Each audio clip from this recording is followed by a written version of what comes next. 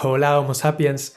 En los últimos años se ha hablado mucho de que en lugares como la Antártida existen microbios muy antiguos y desconocidos, atrapados en el hielo y esperando a escapar para provocar la siguiente pandemia mundial.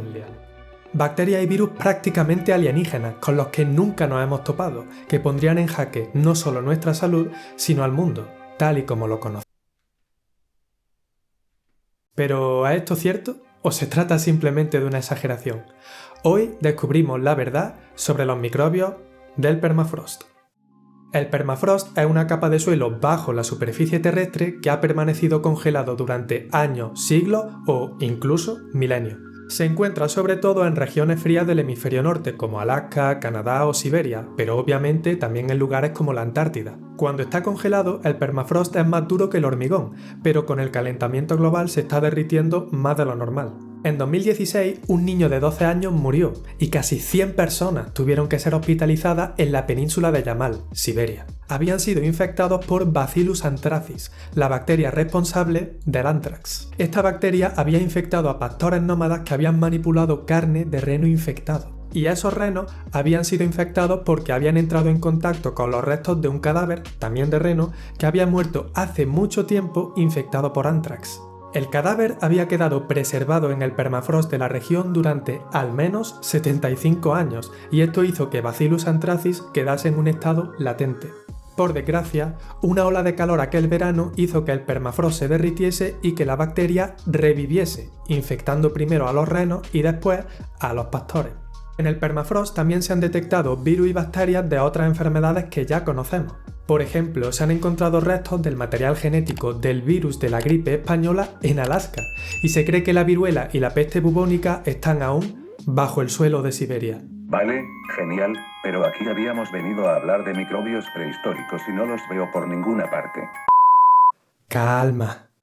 El grosor del permafrost puede ser muy grande, y por eso puede contener microorganismos que no solo sean de unos pocos siglos atrás, sino que lleven dormidos miles de años. Por ejemplo, en 2014, el equipo del francés Jean-Michel Claverie extrajo dos virus de 30.000 años de antigüedad, los cuales se encontraban 30 metros bajo tierra en las tundras siberianas. Estas especies se diferenciaban de otros virus porque podían verse directamente con un microscopio óptico, o sea, que eran enormes.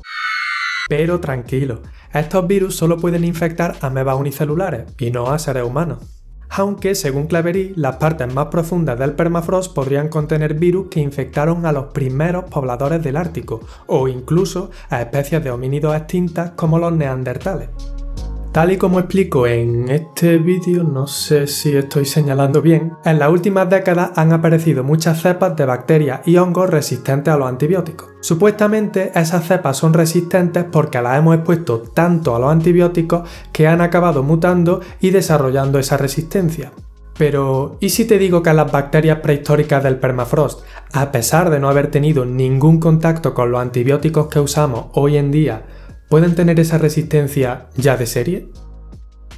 Lo cierto es que, aunque te suene a un problema de hoy en día, la resistencia a antibióticos es un fenómeno natural que lleva ocurriendo miles de años.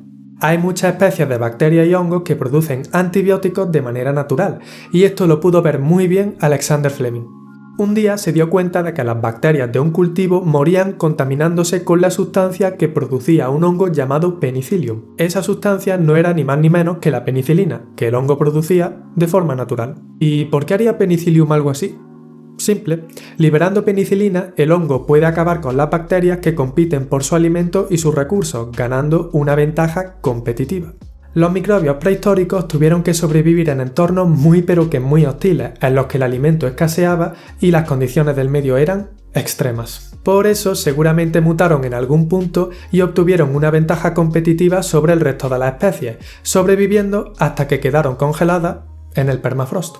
De hecho, varios estudios han obtenido fragmentos de ADN de antiguas bacterias y han visto que contienen genes que codifican para la resistencia a beta-lactama y tetraciclina, que son dos moléculas que hoy en día utilizamos, sí, como antibióticos.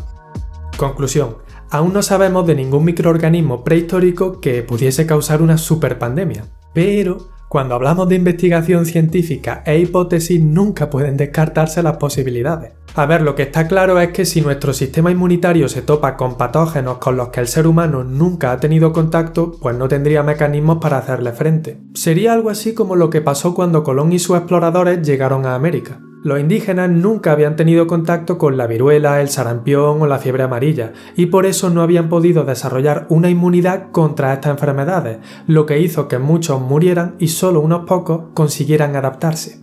Pero bueno, para que hoy un patógeno del permafrost pudiese causar una catástrofe sanitaria a nivel mundial, tendría que 1. Ser capaz de infectar a seres humanos y 2. Tener resistencia a la mayoría de antibióticos, por no mencionar que seguramente se encuentra en las capas más profundas del permafrost, que serían las últimas en derretirse. Pero ¿y tú qué opinas? ¿Crees que hay motivos para preocuparse? ¿Podríamos hacer frente a infecciones de bacterias que se codeaban con mamuts o dinosaurios?